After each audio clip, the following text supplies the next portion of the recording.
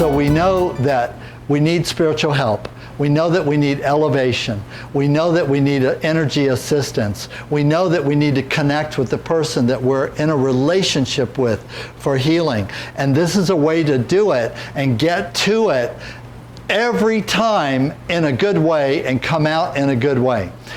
The 5 steps in this process are acknowledge the space. Number 1, the mat. The 4 corners of this mat are sacred space. Outside the mat is outside the mat. I can play out here. I can go over here and I can kick this girl. I can kick her, and that's okay. It's not a problem, okay? But the second I'm on the mat, I am now a sacred being in a sacred space, and I have been given instructions to behave myself. Don't be stupid, dumb, or ugly.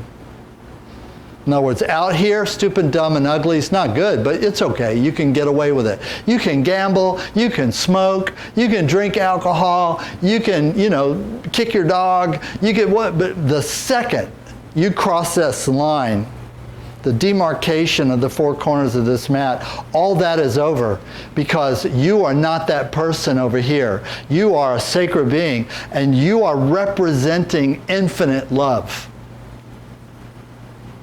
Now, the first temples, the first Buddhist temples were 4 rocks, 4 stones, ordinary field stones, where the monks went to a place and they declared this space sacred. Yeah, right here, sacred. And let's put a corner on the northwest, northeast, southwest, southeast, exactly aligned according to the cardinal directions. And outside of these 4 stones with an imaginary line is the world.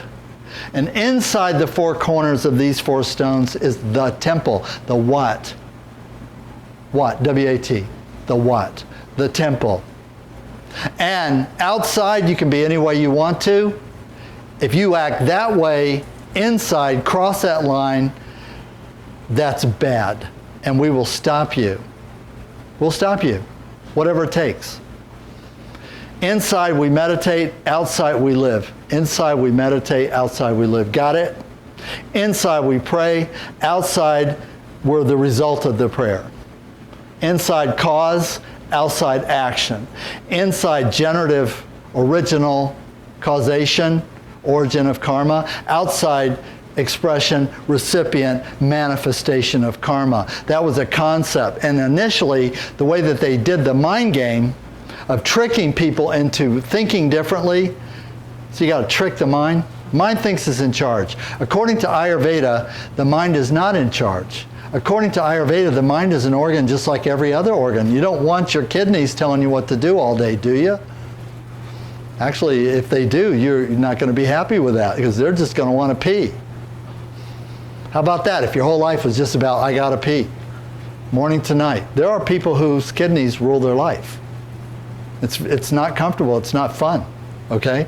So you want the mind to have a job, but you don't want it to be exclusively in control. Why? Because it's often prone to flights of fancy and imagination and optical illusion and mirages and so on. There are things about the mind that just don't really work all that well all the time.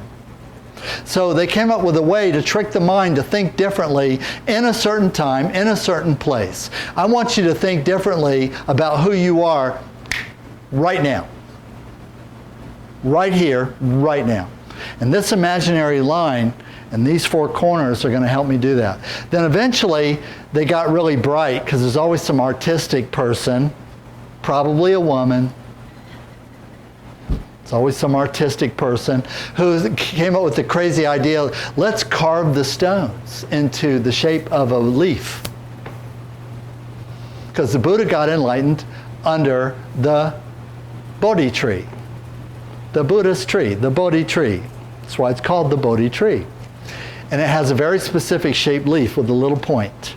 Wide base, triangle, and comes to a little point. So they came up with, since the Buddha was enlightened under the Bodhi tree, even though we don't have a Bodhi tree, let's make the four corners Bodhi leaves. And they started carving the stones in the Bodhi leaves. So there's another 400 or 500 years that the only way you know it was a Buddhist temple is you're walking in the woods and you find a stone carved in the shape of a leaf. And then if you don't even have to look for the other stones, you just find that one stone, get your compass out, and then walk due north or due west from that stone, and eventually, guess what? You find another one. And if you turn it right angles to that stone, even if it's completely forested, Indiana Jones styles I'm talking about, and start walking exactly north from that stone, guess what? Eventually, you come to another stone. Because for 500 years, that was a temple. They marked it, first it was just stones, just like a rock, but sometimes people would say, well, I thought that was just the other rock like the other one. This is a field stone. And then they started carving them, so people would say, well, you can't mistake it because it's carved in the shape of a leaf. And then guess what they did? They built a wall between the stones, a lintel that you had to step over. Because they found out that sometimes people drag their feet when they come in the temple, and which means they're not very aware and they're not very conscious, and they're not really leaving the outside and creating the new on the inside. So they came up with the idea, how about this? Let's put a row of stones 11 inches high between the marker stones so that when you come in the temple, you got to actually step over it to get into the inside. And that was like gangbusters. That was really popular. The Buddhist architects lost their mind, and they had a whole generation of people that would just tell you how to stack up stones to make the lintels, to make the border more profound. But eventually, the walls got higher, and eventually they put roofs over the walls, and temples become temples. This is the temple, but your body is the temple. See, Thai temples have this construction. There is an outer courtyard that is still part of the temple. It's still the Wat. And then inside the Wat is a building called the Bat. So out here is the world, in here is sacred, but this is sacred, sacred. You know, sacred with a little plus sign. And in the back of this Bat is another part of the temple, which is verboten. It's like our gang, 1930s treehouse, no girls allowed. Because only monks. You have to be an ordained monk to go into that part of the temple. No exception, that's it, right? Front part, monks and nuns, and the public on good behavior. Outside good behavior, anybody. And outside of that wall, we don't care. We don't care. All right. If you look at the oldest models, geometries of the earliest temples, they are shaped like a human being. So the oldest form of temples is actually the temple structure, architecture, is a likeness of the human body. So it actually has a torso, it actually has legs and feet, it actually has a head, and it has a geometric orientation to the cardinal directions. So it's not just a body, it's a body lying north, south, east, west, or whatever it is for that particular temple. And so the idea was that the mat, which in traditional Thai, the mat was in a little building inside the temple over here, it'd be right over here, a little building, which is like a gazebo, which has no walls, has a raised floor, has a roof, is shady, has no walls, and that was called sala. Sala, okay? Another term for sala is massage pavilion. Every temple from the oldest times had a designated area for the practice of medicine. The Buddha ordered that himself. In the Mahapanasa diaries of the Buddha, in the Buddha's own diaries that he wrote, he ordered every temple, every gathering of his followers to have a designated area to practice medicine on each other. And he ordered that the community was responsible for their health. Okay? So the sala is like these rugs. And then there's the mat, which is just to make it more comfortable. This could be concrete, could be wood, could be, floors, whatever it is. And then you are the inner sanctum. The client is the innermost part of that temple. All right? So in most bodywork systems, there's no acknowledgement of this. We call it acknowledge the space.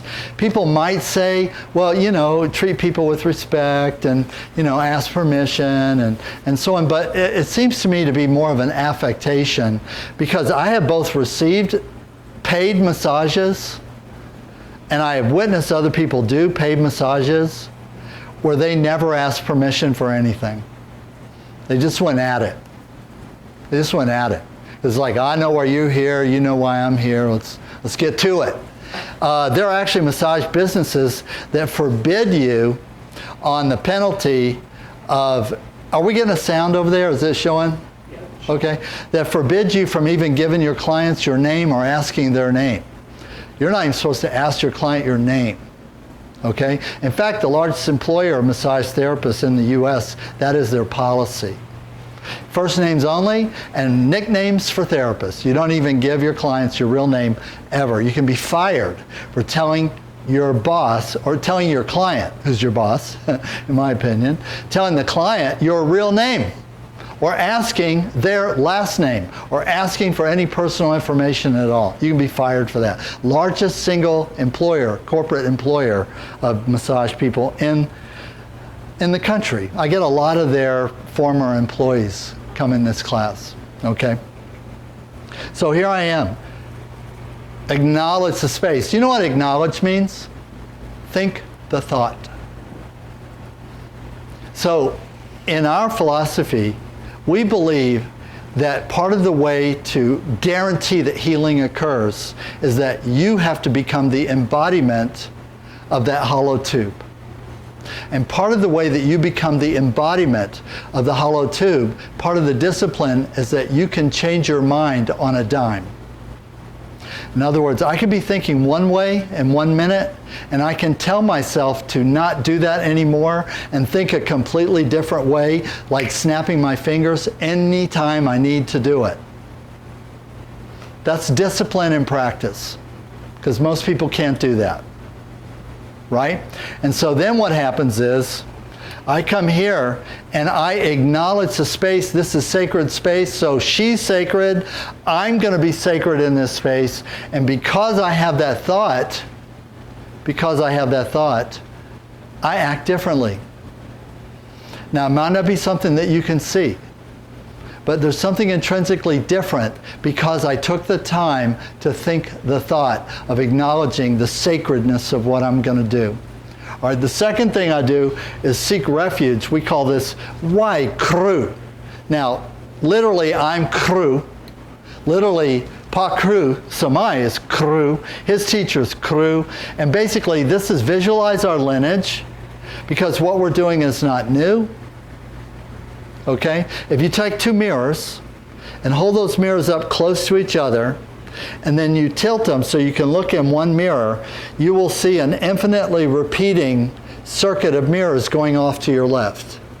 And then if you turn and look at the other mirror, you'll see an infinitely repeating circuit of mirrors going off to your right, and you're in the middle. So on the left hand is all the generations of healers and people in our lineage that have come before us. And here I am in the middle now. I'm in this moment. And then in the future is all the future iterations of healing and healers that will come after me because I was here. And that's our lineage. That's called the infinite visualization. Tibetans call it the holographic visualization. Don't just visualize the Buddha, visualize 100 Buddhas. Don't just visualize 100 Buddhas, visualize 100 Buddhas in a cube that's 100 Buddhas wide and 100 Buddhas tall. And then don't just visualize that cube. Now take 100 of those cubes and visualize 100 of those cubes across and high and wide and deep. And don't just visualize that. Take 100 of those and visualize that. And take 100 of those and visualize that. And now you're starting to get there. Because there's a Buddha in every cell. There's an entity of consciousness in every cell. There is an essence of sacred being, of sacred consciousness, of sentience in every cell. And with the right practice, you can see it. And if you could see it for a minute, in the next minute, you would not be the person you were the minute before. That's what the teaching says.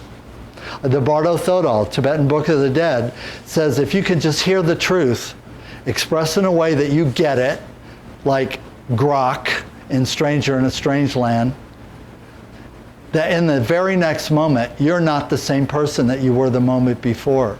And this is a process of enlightenment. Every moment, you're not the same person you were the minute before. 10 minutes after that, 10 conscious interventions after that, you're 10 times not the person that you were 10 times ago. And in a few minutes, in a few days, in a few years, you are now a self-realized conscious being. You're not Joe. You're not who you were. You're who you are. Actually, latently who you were from the beginning. But